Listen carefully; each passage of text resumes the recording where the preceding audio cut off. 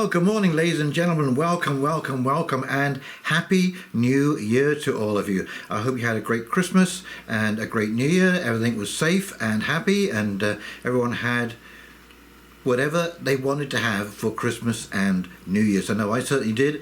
It was very peaceful, although we were snowed in on Christmas Day. We had about 1.5 feet of snow come down, and that was a bit tedious. Took about 7 hours to clear that up.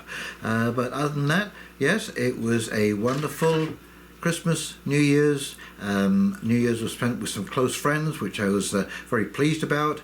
And it looks like, well, here we are into 2023, and I said I was going to make a few predictions. And, you know, it's hard not to be doom and gloom, isn't it? Every point of the compass, there is a country in trouble. It doesn't matter whether it is the conflict going on between Russia and the Ukraine, which I think will become prolonged. This is basically both sides are going to be in a position where neither can win, and they just keep on going at it, wearing each other down, trying to sap each other's resources. The broader impact of this, of course, will be that the amount of food that comes out of the Ukraine, and also raw materials, minerals, fertilizers, and so on and so forth, will be dramatically curtailed. So this is not looking good for either side, especially not the Ukrainian people. I mean, it's the people on the ground, and you know, all along that border, the Russians there. I mean, no one is winning on that level. And now there is a potential of a Serbian-Kosovan conflict in the same area, which would just exacerbate the whole situation.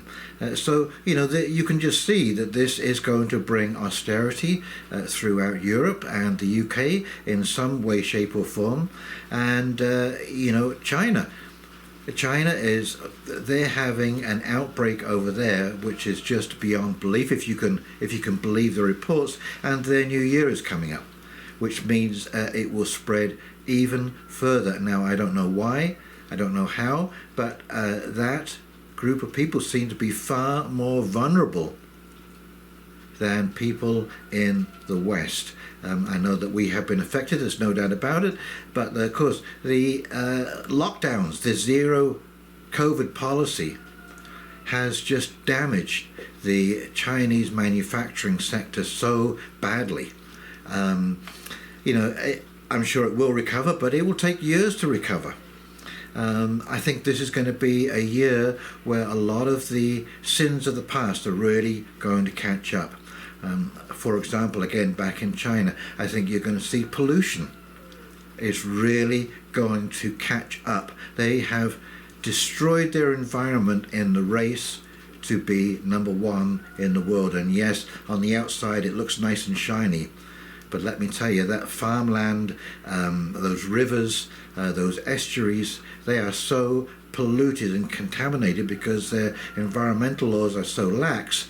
And that's, of course, how they get to be so cheap. It's not just the cost of labour, it's the fact that nobody's really checking up on what is going into the ground, the air, and the rivers. And, of course, we've all seen the, you know, in Beijing there, the smogs that roll in. You know, there's a lot of worries during the Beijing Olympics that it was going to really, you know, be a problem. So that kind of thing, you know, 2023 is going to be very, very difficult. I'm now hearing in real estate in Canada, North America in general, and in the UK and Europe, that people are now top heavy in their mortgage. So I should say they're underwater. The house value is now lower than the mortgage owed on the house. And that puts you in a very difficult position because you can't get a second mortgage. This happened back in the 80s, and people just walked away. They just walked away from those homes. I don't know whether they moved in with relatives, they rented, who knows what they did. But there was a glut of houses on the market, and house prices dropped by about 50 or 60%. a $350,000 house was suddenly selling from between $130,000 and $150,000. I mean, it was a steep drop because there was just such a glut on the market. So again, I think we're going to see the same thing in this situation, where people cannot afford to pay the mortgage and all the debt that they're carrying. One of the things that I have been concerned about for a long time, not only the fact that people are basically living the life that their income will finance, not save and put away for a rain, no, it will finance, so they're living on the edge. And we have the situation, I don't know if any of you have NSF'd a check recently. It's $60. $45 at the other end, and $45 at your bank and $15 at the other end. $60. Now, most people who are working, they have their paid direct deposit into the bank account, and they pay most of their bills through direct debit. Well, let me give you a visual impression of what your paycheck will do when it hits your bank account. Okay, it will just skim. It will barely be in your bank account long enough to register that it's been there before all of those direct debits are taken out of your paycheck, before you can get at it and have cash in your hands to deal with your day-to-day expenses. Okay, and you start, if there's not enough money in your paycheck going in there, and you get a couple of NSS, you can imagine how that is going to exacerbate the whole situation. So yes, the sins of the past are going to catch up because, well, as people are going to find out, when the economy takes a little bit of a downturn, the worst place you can find yourself is in debt. And that is one of the biggest recommendations, if it's possible, if it's all possible, clear your debt. This is going to be the biggest ball and chain because it just starts to cascade on itself. So, yep, that's... but controlling your own money. Now, you see, I went through this situation when we first moved to Bob Cajun, and it was tough. My first few months in the barber shop was very, very difficult. And, of course, I couldn't make all of my credit card payments and so on and so forth. If you can remember this, I just sent them a check for $10 and said, listen, I know that this is not what I owe you.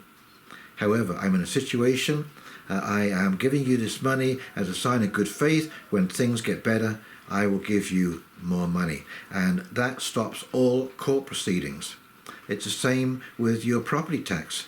Like if your back is against the wall, just give them $10, $5 a month, whatever it is. Yes, the arrears will mount up. Yes, the interest charges will mount up on back payments and so on and so forth. But as long as you are making an effort to pay, they cannot start legal proceedings. And that is when you get into real trouble. When you just refuse to pay, when you say, I can't do this, I don't have the money, that's when you're going to wind up in court. And let me tell you, it is just it'll be far more of a headache than trying to consolidate your debts afterwards and trying to resolve your issues that way. So at least make some kind of a payment. At least make some kind of a payment. And whilst we're on a little bit of advice about things, this is such a little thing, but if you're in that situation, and I'm assuming that if you're listening to this video, you're probably in the same age group as me, a little younger, maybe a little older, or the same age. But I found out this a while ago. If you have a joint account with your partner, and it says Mr. and Mrs., if something happens to one of the partners, the other partner can't get into the account because it needs both partners, Mr. and Mrs. Okay, so you need to have on that account Mr. or Mrs. or Jack and Jane, whatever that is, but it has to be an or, not an and, so that either of you can access that account. Okay, because this is something you don't want to be thinking about after something has happened and you can't get in there. and the will and the bank account is being probated. They just shut everything down. Trust me, I've been through this. 60 days, sometimes 90 days to resolve all of the financial issues. So if you have a separate account is even better. You should always manage your own finances. Bottom line. So other predictions, the weather is going to continue being crazy and unpredictable. Right now, we went through a huge cold snap over Christmas. We are now at 0 or -1. It's foggy outside. We had so much rain yesterday. We had about an inch and a half of rain come down. Unbelievable. Now we're going back into a cold snap, but not as cold as it was before Christmas. This is going to play havoc with food issues around the world, because it's not just here. Everywhere is experiencing. In fact, I should have taken a photograph. For the first time in the supermarket, I saw a sign saying that they regret not being able to have any lettuce on the stand because of the drought in California, and the quality of the lettuce was subpar, and they wouldn't be stocking it until the situation was resolved. So, this is the beginning. This is going to be, if you've seen the maps of the US, of the growing areas that are under stress, drought stress right now. And of course, other areas are flooding. The winter wheat just got froze out. There was no snow cover, and they got froze out. So this year, going into this year and into the following year, will be probably one of the most difficult for food. Like I say, with all of the issues going on where we get the resources to grow food from, and this crazy agenda. I saw in the UK, EU, that they're banning the sale of petrol cars by 2025. No idea how this is all going to get replaced.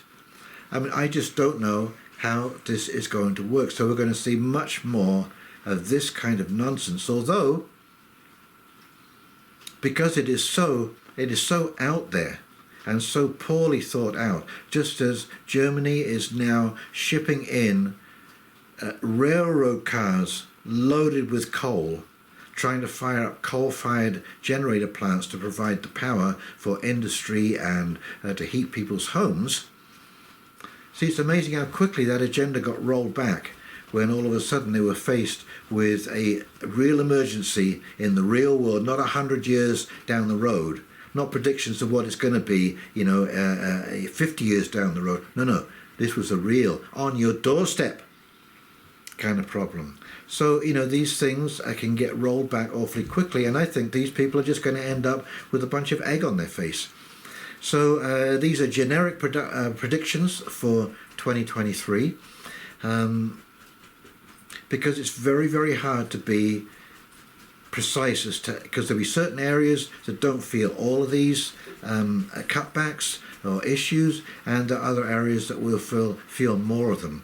There are certain age groups which will feel them more than others. Retired people, I suspect, will, if you don't have a large enough pension, you will feel it really badly. Whereas working people, might be able to work their way around it, get a second job, rent out the basement, whatever it is to make ends meet, because you're a bit more flexible. If you're in a rural area, you might not have the food issues that you're going to see in the city areas, this kind of stuff. So it's very difficult to sort of pinpoint, predict on what is going to be happening for everybody everywhere. But these are some of the issues that are on the front burner now. And we will all be trying to work out how to resolve them over the coming year. Anyway, I hope this has been helpful. I hope you can prepare yourself for some of these things, whether it be financially, or having a few supplies set aside, or making sure that your gas tank or propane tank or whatever is filled up, so that if you do hit a bit of a bump in the road, you've at least got that buffer. And of course, this is not an investment advice, but this is why I have what few meager investments I have are diversified into different areas just in case. You know, some may go up, some may go down. Who knows? I'm not in stocks, I will say that. I am not in stocks. I don't think the stock market is to be trusted. A lot of these tech companies, you know, those CEOs, to get those bonuses, they were borrowing money to buy back their own shares. You know, that really gives a false impression as to how well that company is doing. And another thing, of course, because of the zero COVID policy in China, a lot of US companies are now pulling out of China and seeing that as an unstable investment and moving to places like India and Pakistan, South Korea, that kind of thing. So lots of changes, and we, you know, because we were in uncharted territories before, we have no idea what the knock-on effects individually in other countries. So, and that's why the predictions are of a general nature rather than a specific nature. But expect money problems. There will be, you know, continued inflation issues. So cost of living is going to be a continued issue, and discretionary spending is going to be a big issue, because that has a knock-on effect. Because if you can't afford to go out for a meal or a beer somewhere, well, then that's one less meal and beer that's sold, one less waiter or waitress that's needed, one less cook. So there you go. It starts to eat its way into all kinds of areas. So please plan and prepare as best you can. Try and get yourself out of debt. I think that's a priority. And see if you can build buffers around yourself to keep yourself safe and stay awake. Start watching some of these signposts that are out there. You know, are there shortages in your supermarket? Are you starting to see prices really go up in a certain area? If you are, maybe you need to get some of that stuff. If you need that kind of stuff, that kind of thing. Anyway, that's the sort of thing that I am doing, forming community, maintaining my friendship lines, my networks, and supporting those people, because at the end of the day, that is going to be your biggest investment, is in your friends and your community, because that's how we're going to see our way through these difficult times. Okay, so sorry to be a bit on the doom and gloom side, but I think better to be forewarned, which is forearmed, than to just go walk into this blindly and think that it's going to be, you know, happy days again, when there is going to be some difficult hurdles that we're going to cross. Oh, another thing, another prediction is you're going to see the continued outing of the rich and famous and some of their dirty little habits, like the Jeffrey Epstein habit and the Ghislaine Maxwell habit and the Jimmy Savile habit. I think you're going to see a lot more of that coming out this year. We're already awash in information along those lines, but these people will start ratting out each other when their back's against the wall. They will start ratting out and telling tales. Okay, so like I said, sorry it was a bit doom and gloomy, but there you go. If you've enjoyed this video, please like, comment, subscribe below. And in the meantime, this is Houndog Steve signing off, wishing you a very pleasant morning. See you now. Take care. Bye.